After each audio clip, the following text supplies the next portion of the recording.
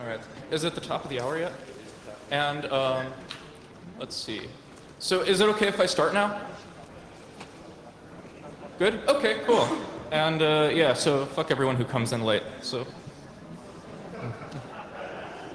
yeah. No, this is really fun, and there's a lot of crazy cool things about this. So first of all, I like to start out talks because conferences are really, really hard to organize. It takes a lot of work. So could we get a round of applause for PhD and our PHDays and all the people who helped to organize it?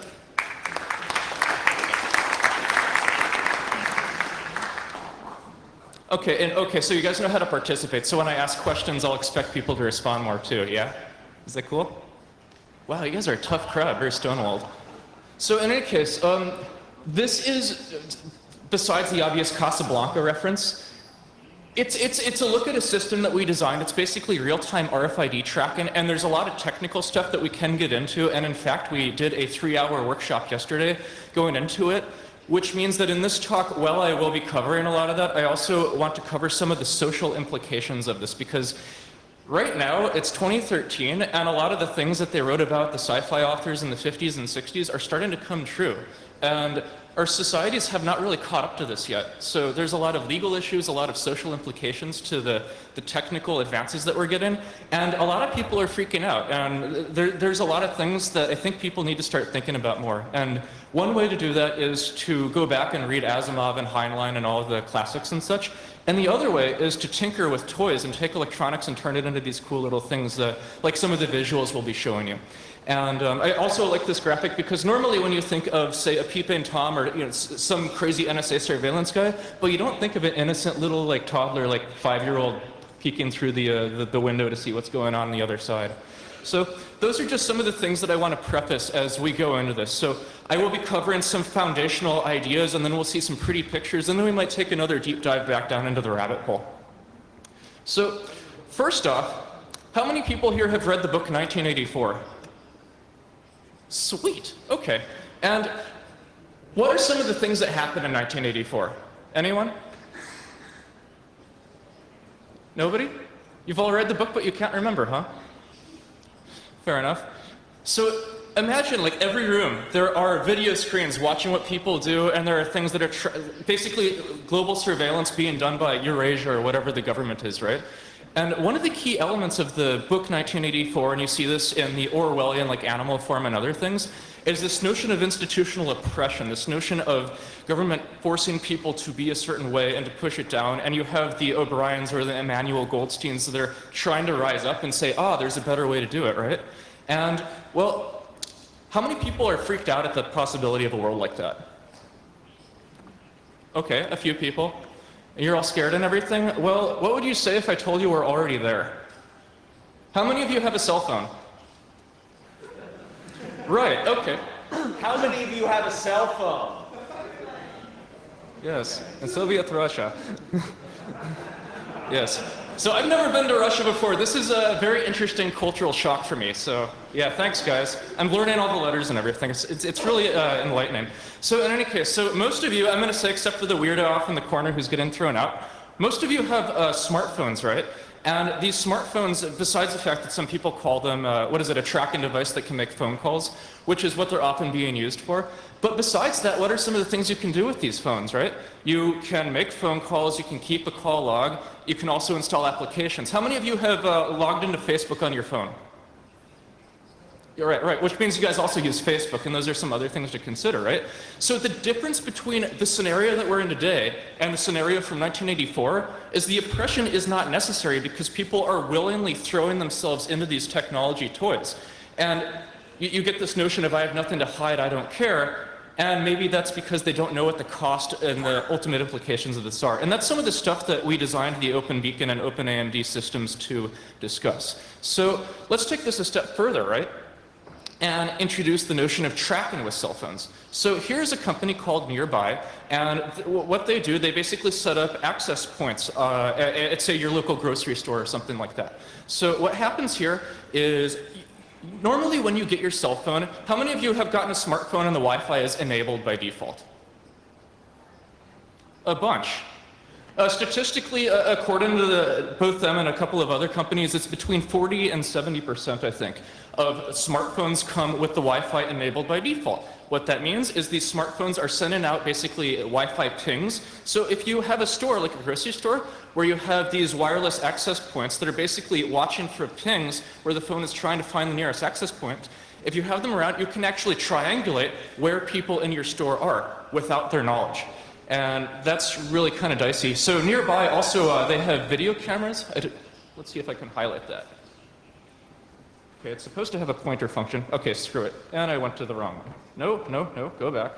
Oh, technology, you're so much fun. So in addition to the wireless APs that are tracking where you are and doing triangulation, they also have video cameras. And if that does, that's pretty scary. There's another company called Euclid Analytics, and you can see at the top here, you have, let me scooch this over a bit so I don't like to read off of the slides, but so it says the top slide here, you have a shopper with a smartphone approaches your store, right? So actually that's without even fully going into the store because that's whatever the AP can track.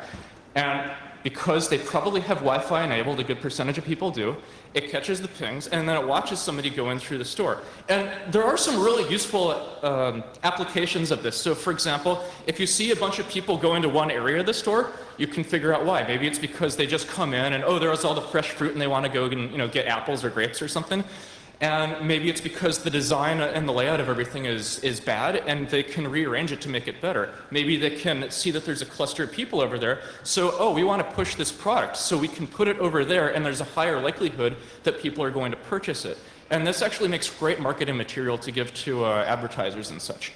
So how many people does this make feel kind of uneasy? Okay, one guy. You guys are really tough. Okay, so none of you, everyone's okay with this?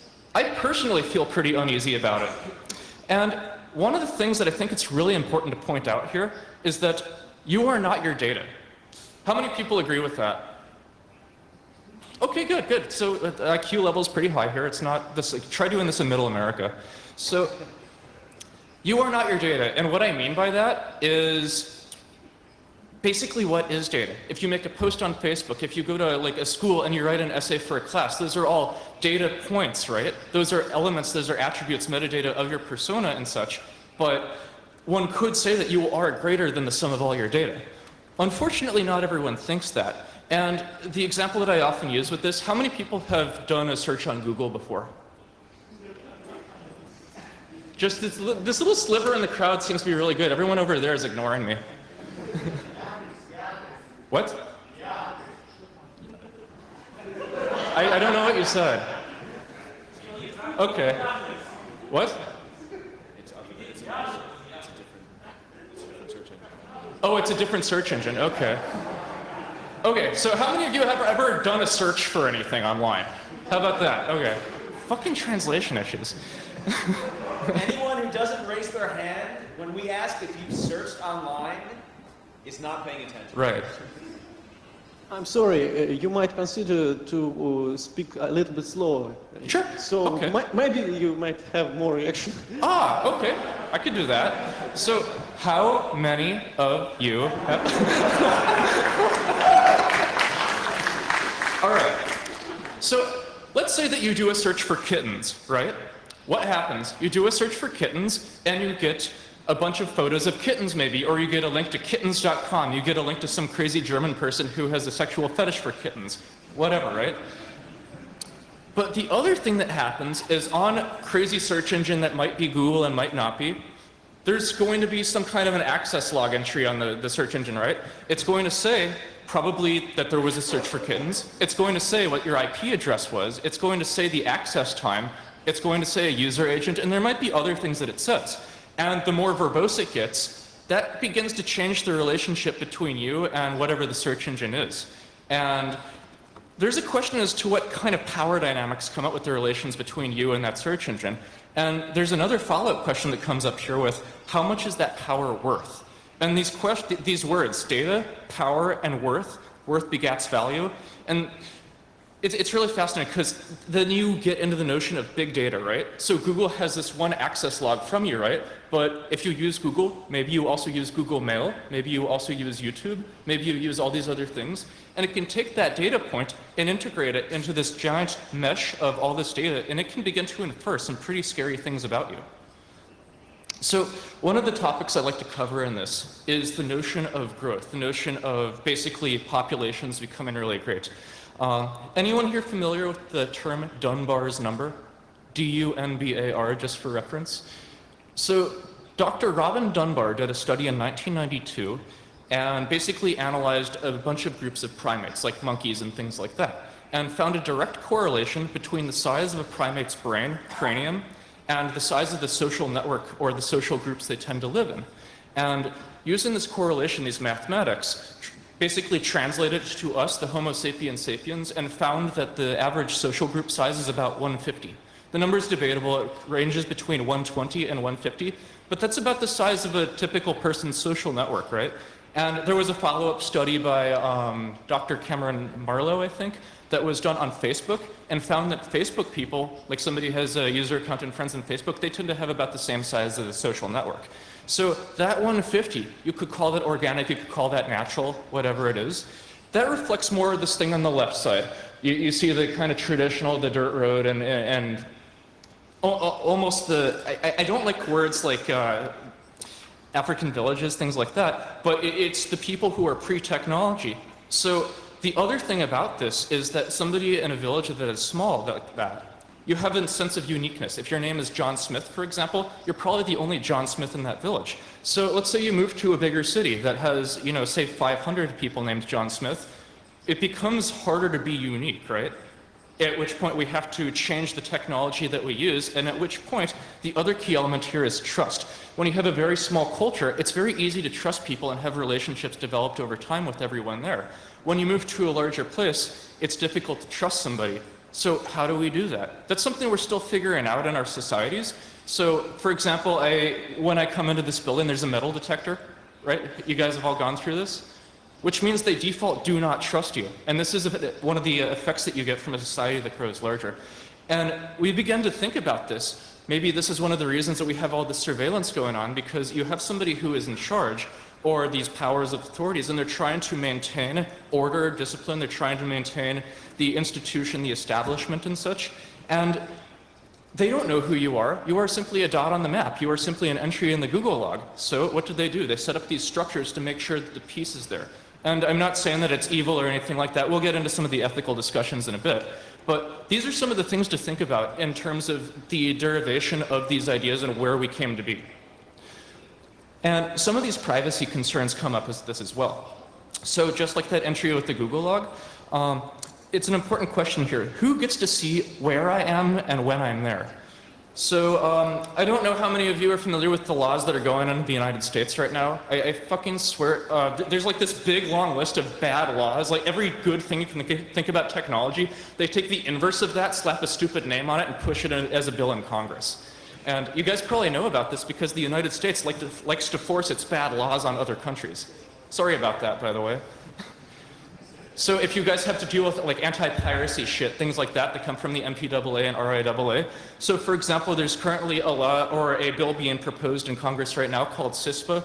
It's Cyber Intelligence Sharing and Protection Act, which is to enhance law enforcement's ability to monitor communications, maybe your Google, maybe your Facebook and everything else. Maybe it lets them to read your email and lowers the barrier for law enforcement. In some cases that is good, but the question is how much of interaction does the public get to have with that? So another question that we have is who owns my data?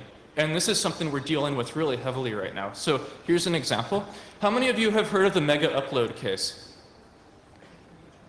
Okay, enough people to make this good. So yeah, mega upload, Kim.com. What's that? Oh, you're laughing? Yeah, so this guy, Kim.com, whatever your opinions of him, he was running this thing called Mega Upload where people say upload all kinds of media, maybe it be videos, maybe whatever else. So I think a couple of years ago, the FBI raided his data center because it was in the United States. And as a result, he got shut down. And one of the challenges that happened with that, and this became an EFF case as well, Electronic Frontier Foundation, there were some people who had data that was in Mega Upload. And maybe there are people who were using Mega Upload, the service, to upload pirated movies or illegal content. But there were also people, like there was this guy who was, I think, a high school gym teacher or something, who had videos and records from his students that were being kept in Mega Upload. And because the FBI took it down and basically did a cease and desist on megaupload.com, he lost his access to that. He felt that he owned that data. He's been trying to get it back. Kim.com feels that he owns the data that's in Mega Upload, but the data center in Virginia feels that they own it, and the FBI feels that they own it because it's in their jurisdiction. So this is a question nobody really knows the answer to, and this is something we're getting into. So the next question is, what can they do once they have the data? So think about something like Google, right? Or an example that came up about a year ago. There's a store in the United States called Target. Is there a similar store here? It's basically a massive shop where you can get like crap like clothes and things for cheap. And they track transactions. So let's say you buy something with a credit card. Well, they will track all the transaction logs and they can make inferences. So for example, a digital version of this is Amazon.com. If you ever bought a book off of Amazon, it may recommend a similar book based on other books that you've bought. So the challenge that they ran into with this, there was a father who got, I think there was a letter that came in the mail letting him know about great things for his pregnant daughter. And he's like, wait, I don't have a pregnant daughter, what the hell? So it turned out that Target was monitoring and found that his daughter was buying a bunch of, I guess, milk bottles and things like that, which were indicative, they were similar to things that other pregnant people would buy. So they went ahead and just assumed that they were pregnant and sent them the email or the letter, whatever it was. So the father was upset and the store told him to go talk to his daughter. And sure enough, he came back and said, well, apparently there were some things going on in my house I was not aware of. So that's really fascinating that Target is able to, or any store is able to make these kinds of inferences and then possibly violate somebody's privacy by virtue of doing that. And then the final question here is, can you opt out? Should we design these systems to be opt-in or opt-out? So all of these things taken into consideration, this kind of got us thinking. And I don't know how many of you are familiar with Ben Franklin. He's one of the founding fathers of the United States. And there's a quote that's been floating around pretty much since 9/11, pretty much since the United States turned into a fascist police state, which is, they who can give up essential liberty to obtain a little temporary safety deserve neither. And one of the projects, we're thinking about this, like how far are people willing to go with trust and with giving over data? So let's introduce this concept called Open Beacon. Those of you who are in a workshop already saw some of it. This was started as the project CCC, the Chaos Computer Club or Congress, Sputnik in 2006 by Miloš and Britta Mariak, and it's real-time location tracking using RFID. And we've deployed it at a number of conferences. And the basic idea here is you get this active RFID tag, and on the side you can see there's a battery, so it sends out a signal. And you put this on your own person. So it acts basically as a conference badge. And we had readers up all over the conference, depending on where it is. There would be, depending on the type of room, whether it be a vending area or a talk, we would have different setups of readers. And we could literally track people throughout the whole conference, wherever they were. So also notice that there is a battery there, and the battery is not installed by default. People come to the conference, they get the badge, and they put the battery in, so this is an opt-in system. And further, some other technical specs. It's a 2.4 gigahertz ISM band. Hardware is free, it's open source, Creative Commons license, uses a Nordic Semiconductor, and it's very low cost hardware. And you can talk to us afterwards if you want to hear more of the technical details, but we don't have enough time to totally geek out on this. So one of the things, now that you have all this data going through, what do you do with it, right? So we began to come out with these different data visuals to have a kind of a personal touch to it. So this is one from 24C3 in 2007 by this guy named Benjamin Mouse. And it's basically a 3D visual of everything, and I'll show you a video of it. As you can see, this is Sputnik Live, and the white dots there are the readers where all the RFID readers were, and the red dots were the people walking around. So this is the whole conference kind of fast forwarded, so it seems like everyone is running. And then you'll notice the blue dots that appear periodically. What's going on there is on those badges, we have a button that you can press, and it basically just sets a flag. And in these cases, you can see in some cases, the red dots turn blue. And It's really cool, I actually think. And at the very top, there's a tally of how many tags there are alive and how many are through the whole thing. But you can already see, because all we're doing is taking these readers all over the place and using an aggregator and some software to generate XYZ coordinates for everyone who is at the conference. And it turns into something which is pretty visual. And it's OpenGL, you can zoom in and zoom out, and there's a lot of cool things you can do with this. So we did this at another conference called the Hope or Hackers on Planet Earth conference, run by 2600 magazine. Has anyone heard of it, by the way? Okay, a few people. And, well, what happened was the people at 2600, namely Emmanuel Goldstein and a few others, came over to the CCC and saw this project called CCC Sputnik. And they're like, oh my God, this is amazing. We have to come and bring this to the United States and do it at our conference in New York. And this is around the time I got involved in it. And we're all thinking, well, what the Germans are doing is really cool, but can we do cooler things? Because, you know, it's this whole one-upping thing and basically camaraderie and such. So we created what was called the attendee metadata, or the AMD project, and we basically took this RFID visuals and built a social network on top of it. So all those things you were hearing about with Facebook and, you know, Google and such, well, imagine you combine that with location tracking. We're doing this with some extent with cell phones already, but the fact that it's an opt-in system, it allows people to explore it. Well, it becomes, as it says on the slide, a data mine and wet dream. And by the way, while it says the last hope, there were some political issues that were going on, and hope is still going on. And in fact, I think there will be a hope in July of 2014, if anybody is daring enough to come to the United States. And there's also the photo of the dog here. It's very cute because a friend of mine, Rodent, actually came to the conference and bought his dog a badge. And there's some stuff I'll get into in a second with that. So we decided to take Ben's thing and we created a new visual for it. This is kind of like a 2.0. And the key difference you can see between the old one and the new, besides the fact that there are more people in it because it's a bigger conference, you see those ID numbers. Every RFID chip or every RFID tag had an ID number, that uniqueness thing I was talking about before. So you could track everyone. And when you have somebody moving around, you have all these XYZ coordinates and you have an identifier for it, that becomes really powerful. Let me skip ahead to the next visual because you've already seen the like it, even though it's really cool. So here's one. This was the social networking thing, and let me pause that for a second.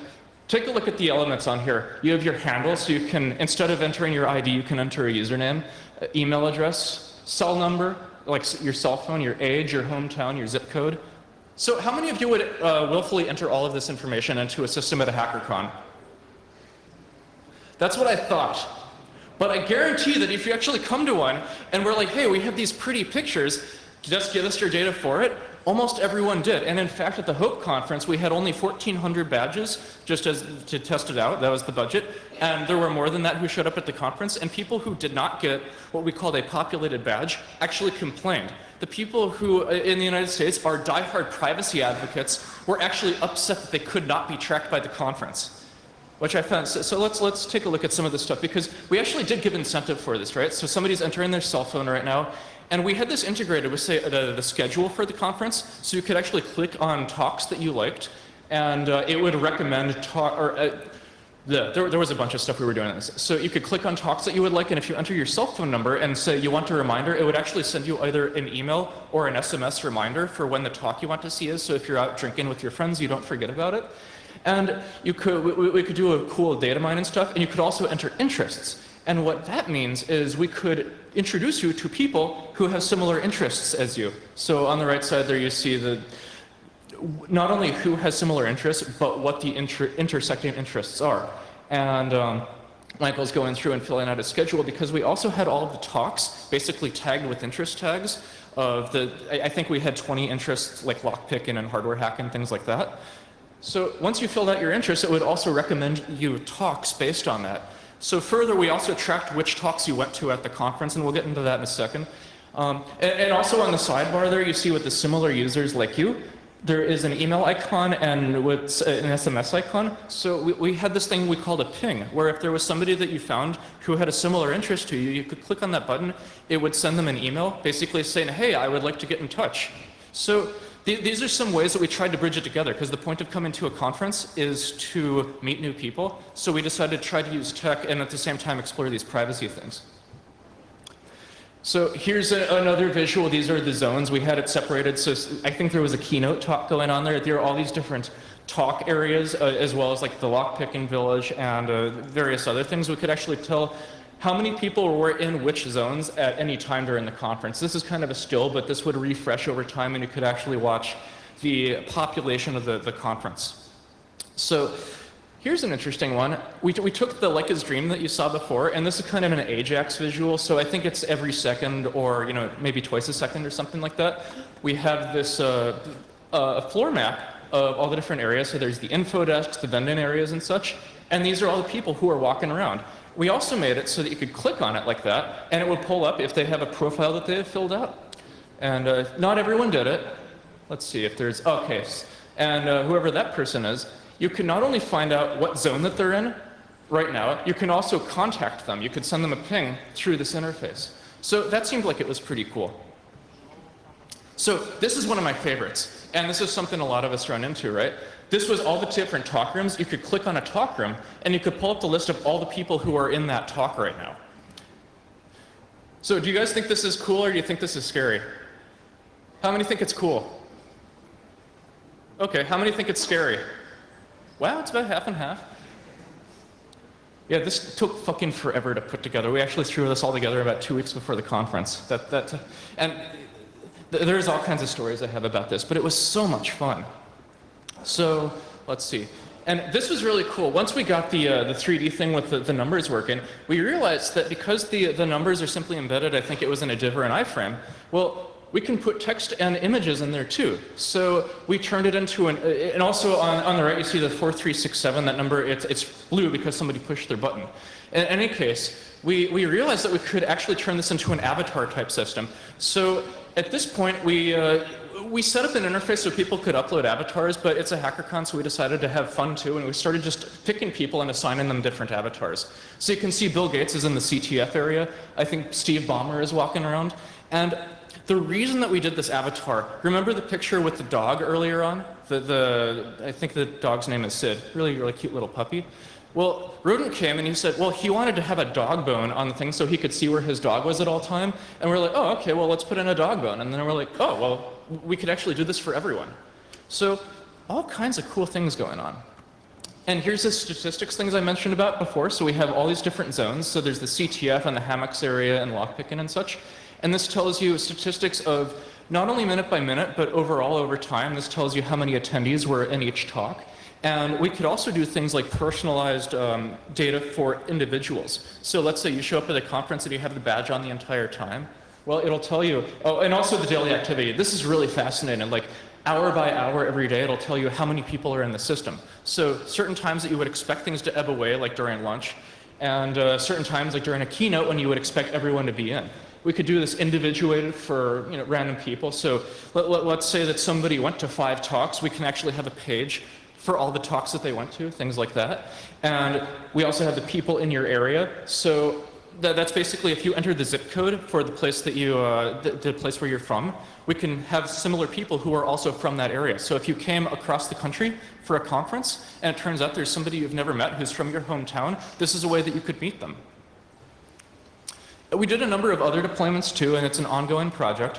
One of them was at the Next Hope in 2010, and the badge up on the upper right there. And I have to give a shout out to Travis Goodspeed, who designed the hardware for this and the GoodFet and all that stuff. We also deployed at BrewCon. You can see the badge right there on the lower right with the pretty lanyard.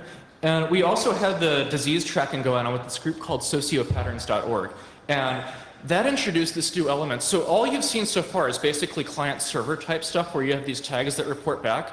We've also introduced within the firmware peer-to-peer networking. And it's basically the tags can see each other. That gets really, really powerful. In the disease tracking, they did some exhibits at museums and things, wherein somebody, let's say you have 400 people in a room, and based on how long people are standing together, you could translate things. So let's say that somebody is infected with a virus, In the social world, in the digital world, it would be like everyone has a blue thing on their screen, and the people with the virus have a red. And if somebody's standing next to you for 5 seconds or longer, then they get infected. And you could actually watch by the peer-to-peer networking of the badges, the spread of this virus through the community over time. And you could do that for disease tracking, you can do that for meme tracking, you could do that to find out, who the hot chicks are, you could do that to find out, where Dan Kaminsky is because he always has this group of fanboys following him. Things like that, right? People who now Dan think that's funny. And then on the lower right, there's we have a kind of a prototype. It's USB where you can like plug in the firmware and flash it, and it's Arduino compatible, and that's a cool project we have in the works. And there's some other ideas, some other use cases. So conferences, you've already seen what you can do with the conferences, right? Also think about art installations, museums, trade shows, access control systems, search and rescue, healthcare. So there's a lot of different ideas that we have for this that we've been playing around with. And this gets into the following question, because all this ominous 1984 stuff I've been decreeing to you guys, well, there are two sides to this, right? There's the good and the evil. How many people are you convinced that this stuff is good? How many think it's evil? Okay, most of you think it's evil. Well, there's actually some really, really good reasons for being tracked and doing this. So some of them involve the 911 emergency system. So imagine that you get hit by a car and you're just like stranded, but your cell phone is a way that law enforcement can track you, right? Healthcare, there's a really interesting example of this that I heard from a guy named Scott Charney. He did an RSA keynote at RSA San Francisco, I think last year. And they deployed a system semi-similar to this in hospitals, wherein they were tracking people who were coming into the hospital and getting healthcare done and such, and they were tracking the what is it called, the recidivism rate, the rate at which, so somebody comes to a hospital and if they come back within 30 days for whatever it is, well, that's recidivism. You got to figure out why is it that people keep coming back to the hospital. And what they found by looking at all the data from people coming in and what rooms they went to, that all the people, like a large majority of the people who were coming back within 30 days were coming back, had been treated in a specific room. And it turned out that there was like a bacterial infection in that room, and they were able to clear that away and that recidivism rate went down. So there actually are some really useful things you can do within healthcare and other industries for this. Another example is the first responders. So the peer-to-peer networking I was talking about before, think of firefighters that have these badges in their helmets and they're going into a burning house and you can't see anything and you have to rely on instinct and such. Imagine if we have like a mesh networking system that can detect if you've lost sight of your friend, you can consult the system and find out where they are. So there are ways that this technology can actually help save lives. And there are some other good things as well with regards to, say, law enforcement, where if somebody is committing a crime, this does make it easier to find out who it is and bring prosecution onto them if necessary. So there's both good and there's bad reasons as well. So there's misplaced accountability is the term I use for this. So example, imagine you start a new job and your employer says, okay, you have to wear this active RFID badge at all times during the workplace. And as a laissez-faire American, I would tell him to go fuck himself. And then he would reply, okay, well, find a job somewhere else.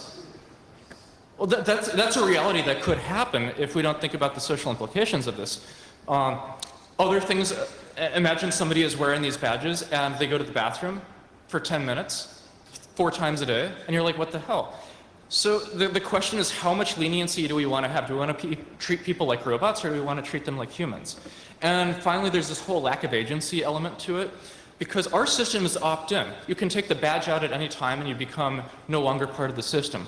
But imagine if you were forced by law or by your company, which in the United States is not really compelled by law these days. Imagine if that happened to you, what recourse do you have? So ultimately the bottom line here is, are you able to consent? You have something to add, or are you good? Okay, so getting into why to track it all. How many people here know about the attribution challenge? Wow, okay. So this gets into some of the deeper elements of it. So attribution is fundamentally, let's say that I write a book and my name is on it, right? Somebody can attribute that to me. And or a white paper, a research paper, a conference talk, things like that. So there are a number of reasons for using attribution. One of them is to provide incentives for people. If you do something cool, if you do something cool, you get credit for it, right? And if you do something bad, then there are consequences, and this creates accountability. One of the big issues we're having with the internet right now is how do we do online anonymity and pseudonymity while retain that kind of accountability? And this is why I mentioned CISPA and other laws like that before. So, as you can see on the right, there's a picture of the printing press, because the printing press is about the time when attribution really became a big issue. So pre-printing press, if you wanted to write something, you would probably have to handwrite a manuscript and pass it around. So you are limited, your distribution is limited to how many manuscripts you can write.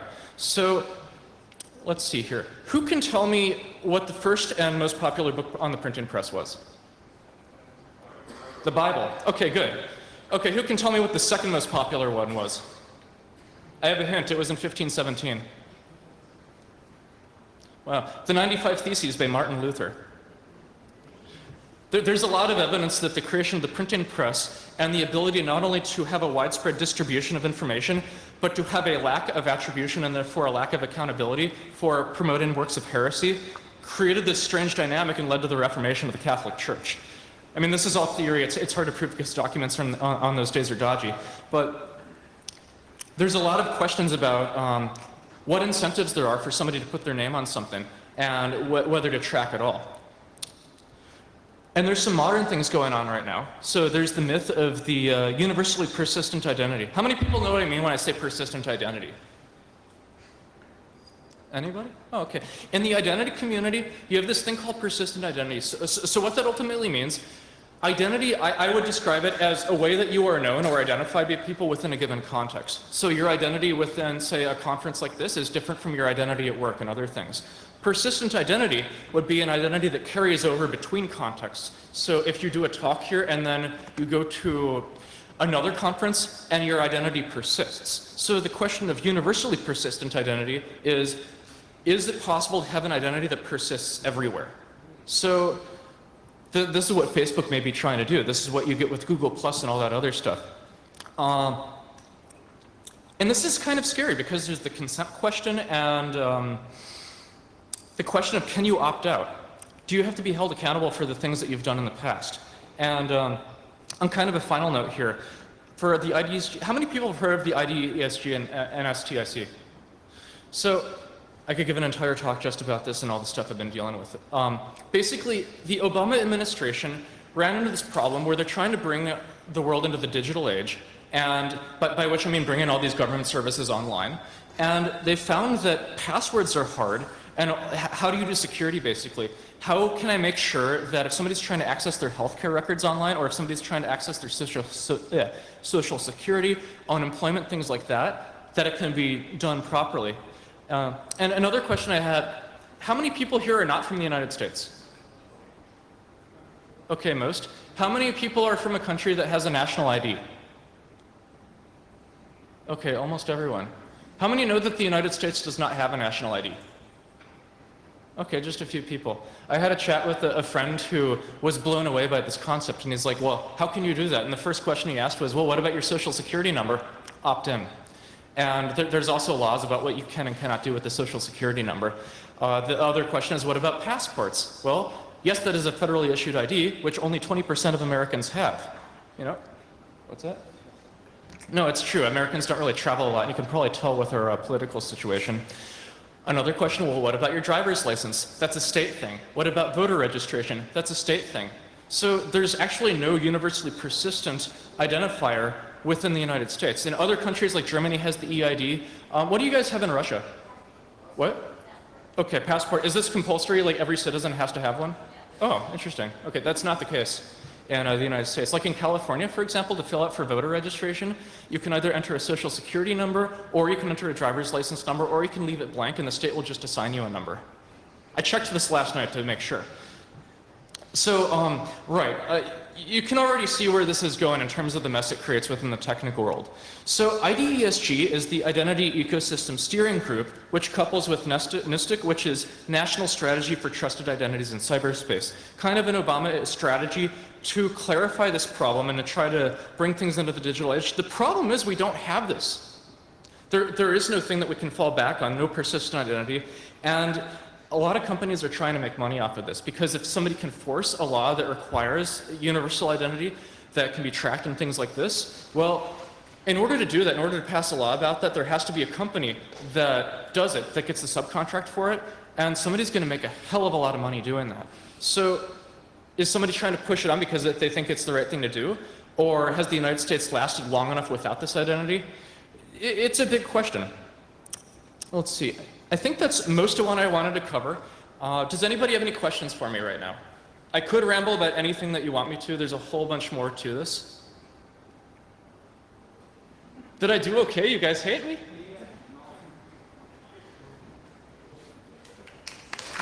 Oh, yeah. What's that? This is possible? How do I say it? Yeah. Yeah. You guys, This is a very different audience than I'm used to. So thank you so much for letting me speak. And if you have any more questions, just come up afterwards. I can ramble about this stuff for a very long time. Hard to do this on stage all the time, though. So thanks so much and take care.